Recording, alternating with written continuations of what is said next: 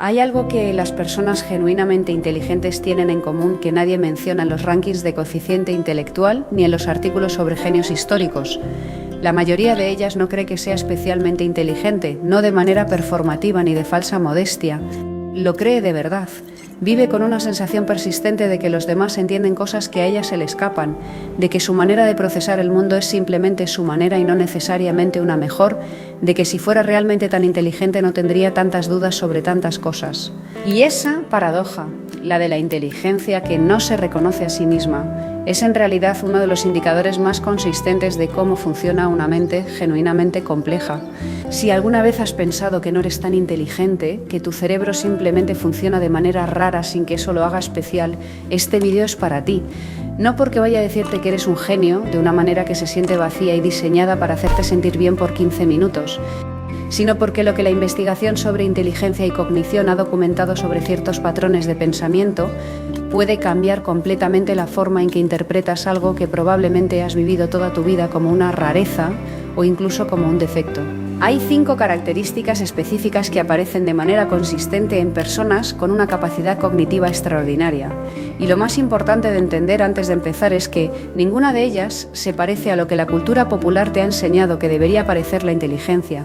Empecemos por la primera, y presta atención porque esto explica algo que probablemente has experimentado sin saber cómo nombrarlo. El cerebro que ve patrones donde otros ven ruido.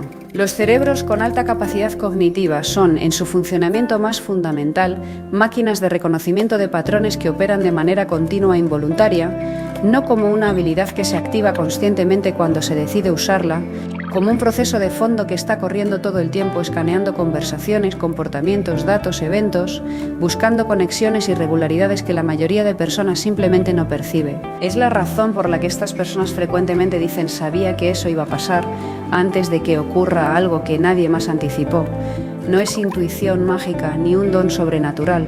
Es que su cerebro detectó un patrón en la información disponible que el pensamiento más lineal de otros no procesó de la misma manera.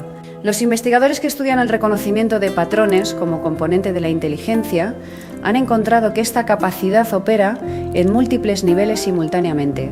En el nivel más superficial detecta regularidades visuales y auditivas. En niveles más profundos detecta patrones en el comportamiento humano, en la estructura de los argumentos, en la dinámica de los sistemas complejos, y en los niveles más abstractos detecta conexiones entre dominios que aparentemente no tienen nada que ver entre sí. Esa última capacidad, la de ver que un principio que funciona en biología también opera en economía, o que una dinámica que aparece en las relaciones personales también aparece en la política internacional, es una de las formas más distintivas de inteligencia de alto nivel. Y también es una de las más difíciles de comunicar a personas que no tienen ese mismo tipo de procesamiento, porque la conexión que parece obvia desde adentro resulta invisible desde afuera. Pero hay un costo que raramente se menciona cuando se habla de esta capacidad. Ver patrones de manera continua e involuntaria es agotador de una manera muy específica. Una vez que tu cerebro aprende a detectar cierto tipo de patrón, no puede dejar de verlo. En las conversaciones, en las dinámicas grupales, en las estructuras de poder implícitas en cualquier situación social, en las inconsistencias entre lo que las personas dicen y lo que su comportamiento revela. No hay botón de apagado. El escaneo continúa incluso cuando preferirías que se detuviera, incluso cuando lo que está detectando no es algo que quieras saber, incluso en los momentos donde la simplicidad sería más descansada que la complejidad. La segunda característica es menos obvia de identificar, pero igualmente reveladora. La necesidad de resolver problemas que nadie pidió que se resolvieran. Hay personas que pueden ver un proceso ineficiente, una manera de hacer algo que podría hacerse mejor, un sistema que tiene una falla estructural que todos los demás han normalizado y simplemente continuar su día sin que eso les genere ninguna tensión particular. Y hay otras para quienes esa ineficiencia percibida produce una incomodidad genuina que no desaparece hasta que encuentran la solución, la automatizan, la rediseñan o al menos la comprenden completamente. Para las mentes de alta capacidad cognitiva, resolver problemas no es trabajo. Es la forma natural en que su cerebro interactúa con el mundo. Es juego cognitivo. La misma energía que otros cerebros dirigen hacia el entretenimiento pasivo, esta la dirige hacia la identificación y resolución de problemas en cualquier dominio que encuentre. Y eso crea una dinámica social específica que estas personas conocen bien, aunque raramente la hayan articulado de esta manera.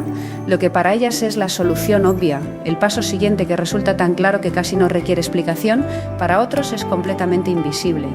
La brecha entre lo que su cerebro procesa como evidente y lo que el cerebro promedio procesa como complejo puede ser una fuente constante de frustración que no saben del todo cómo manejar sin que eso las haga parecer condescendientes. Porque no es que estén intentando demostrar nada, es que genuinamente no entienden cómo algo que se ve tan claro desde su perspectiva no se ve igual desde la de los demás.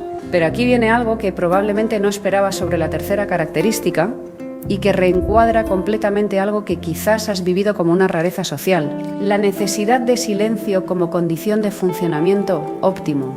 La mayoría de personas experimenta el silencio prolongado como algo que hay que llenar, que genera una incomodidad que busca resolución en la conversación, en el ruido, en cualquier estímulo externo que interrumpa la quietud. El silencio obliga a estar a solas con los propios pensamientos y eso para muchas personas es genuinamente incómodo. Las personas con alta capacidad cognitiva frecuentemente tienen una relación completamente diferente con el silencio. No solo lo toleran, lo necesitan activamente como condición de pensamiento, porque es en el silencio donde su cerebro hace algo que el ruido externo interrumpe, organiza, conecta, procesa de manera profunda lo que la actividad superficial solo puede procesar de manera fragmentaria. Los momentos de insight, esas revelaciones que llegan de repente y que sienten como si el cerebro hubiera resuelto algo mientras tú no mirabas, ocurren casi exclusivamente en estados de baja estimulación externa. No es casualidad. Es el resultado de permitir que el cerebro trabaje sin competir con el ruido del entorno por recursos cognitivos. La neurociencia tiene una explicación específica para esto. Existe una red de regiones cerebrales que los investigadores llaman la red de modo predeterminado, que se activa precisamente cuando la estimulación externa disminuye. Durante décadas se creyó que esta red era simplemente el cerebro en reposo. La investigación más reciente muestra que es todo lo contrario. Es el cerebro haciendo un tipo específico de trabajo que no puede hacer cuando está procesando estimulación externa activa: integrar experiencias, construir conexiones entre memorias distantes, generar perspectivas nuevas sobre problemas no resueltos, procesar el significado de las experiencias en lugar de solo registrarlas. Las personas que parecen antisociales o distantes porque necesitan mucho tiempo solo no están necesariamente evitando la conexión, están protegiendo las condiciones que su cerebro necesita para funcionar de la manera en que funciona mejor. Y ahora llegamos a la cuarta característica, la que más frecuentemente se malinterpreta y la que puede cambiar más radicalmente la forma en que te ves a ti mismo si te has pasado años creyendo que tu manera de pensar es un problema. Pensar en capas, no en círculos. Existe una diferencia fundamental entre dos procesos que desde afuera pueden parecer idénticos pero que por dentro son completamente distintos. La rumiación es circular. Toma el mismo pensamiento, la misma preocupación, el mismo escenario y lo repite una y otra vez sin añadir perspectiva nueva, sin llegar a ninguna conclusión diferente, sin producir ningún movimiento real. Es el pensamiento atrapado en un bucle que se retroalimenta a sí mismo sin salida visible. El pensamiento en capas es lineal, aunque parezca circular desde afuera. Toma una situación y la examina desde múltiples ángulos simultáneamente. Imagina cada resultado posible con suficiente detalle como para identificar sus implicaciones. Detecta los puntos de falla en cada escenario antes de que ocurran. Construye modelos mentales de cómo podrían desarrollarse las cosas bajo diferentes condiciones.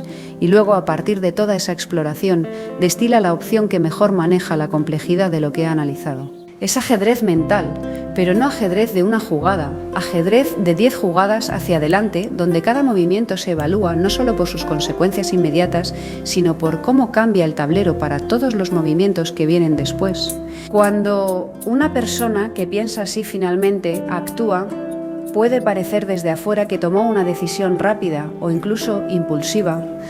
Lo que ocurrió en realidad es que ya había vivido mentalmente a través de la mayoría de los fracasos posibles y había planificado alrededor de ellos antes de dar el primer paso visible. La decisión visible es el producto final de un proceso de análisis que otros nunca vieron porque ocurrió completamente adentro. Y aquí está la parte que más vale la pena entender sobre este patrón. El pensamiento en capas no es ansiedad disfrazada de análisis, aunque puede coexistir con la ansiedad y aunque desde afuera a veces sea difícil distinguirlos, la diferencia más clara está en el producto. La ansiedad rumina sin resolución. El pensamiento en capas, aunque tome tiempo y aunque sea agotador, eventualmente produce claridad y movimiento. Si el proceso de pensar mucho sobre algo te lleva eventualmente a una decisión más sólida y mejor informada, estás usando el pensamiento en capas. Si te lleva de regreso al mismo punto de partida con más miedo y menos claridad, estás en rumiación. Conocer la diferencia cambia completamente cómo te relacionas con tu propio proceso mental. En lugar de intentar pensar menos, lo cual para este tipo de cerebro es como pedirle a un pez que respire diferente, puedes aprender a distinguir cuándo tu pensamiento está produciendo profundidad real y cuándo está produciendo ruido improductivo. Y dirigir la energía de manera diferente según cuál de los dos está ocurriendo. Y llegamos a la quinta, que es quizás la más contraintuitiva de todas y la que más directamente contradice lo que la cultura popular ha enseñado sobre cómo debería verse la inteligencia real. La capacidad de sonar completamente normal. Las personas genuinamente inteligentes frecuentemente no suenan inteligentes en el sentido que la mayoría esperaría. No usan vocabulario innecesariamente complejo. No construyen argumentos diseñados para demostrar que saben más que los demás. No hacen que las conversaciones se sientan como un examen que los otros podrían reprobar. Hacen exactamente lo contrario. Toman ideas que son genuinamente complejas y las traducen a un lenguaje que la otra persona puede recibir completamente. No porque simplifiquen de manera condescendiente, sino porque entienden que la comunicación tiene un propósito que va más allá de demostrar lo que saben. Que una idea que no puede ser recibida por quien la escucha es una idea que no llegó a ningún lugar independientemente de cuán sofisticada sea. Eso requiere dos habilidades que raramente se mencionan juntas, pero que en las personas de alta capacidad cognitiva aparecen con frecuencia combinadas: la inteligencia analítica para entender algo en toda su complejidad y la inteligencia emocional para saber cómo presentar esa complejidad de una manera que el otro pueda habitar. El genio real no se mide en cuánto puedes impresionar a los demás con lo que sabes, se mide en cuánto puedes hacer que los demás entiendan algo que antes no entendían. Hacer que alguien más se sienta inteligente después de una conversación contigo es una forma de inteligencia que muy poca gente reconoce como tal, pero que es extraordinariamente difícil de cultivar y extraordinariamente valiosa cuando está presente. Y hay algo que conecta estas 5 características de una manera que resulta importante nombrar explícitamente antes de cerrar. Ninguna de ellas viene sin un costo. Ver patrones de manera involuntaria puede ser agotador. La necesidad de resolver problemas puede convertirse en una fuente de frustración constante en un mundo que no siempre quiere ser optimizado. La necesidad de silencio puede crear distancia social que no siempre es fácil de explicar. El pensamiento en capas puede parecer parálisis desde afuera y puede serlo desde adentro cuando se convierte en rumiación. Y la capacidad de sonar normal puede hacer que nadie vea realmente la complejidad del proceso que ocurre detrás. La inteligencia de alto nivel no es una ventaja uniforme. Es una manera específica de procesar el mundo que tiene fortalezas reales y costos reales. Y entenderla como tal, en lugar de romantizarla o patologizarla, es lo que permite usarla de manera más consciente y más compasiva con uno mismo. Porque el cerebro que piensa de esta manera no necesita ser diferente para ser válido. Necesita ser entendido, por los demás cuando sea posible, y por uno mismo siempre. ¿Cuántas de estas 5 características reconociste en ti y cuál es la que más te ha costado integrar como parte de quién eres en lugar de vivirla como algo que hay que corregir?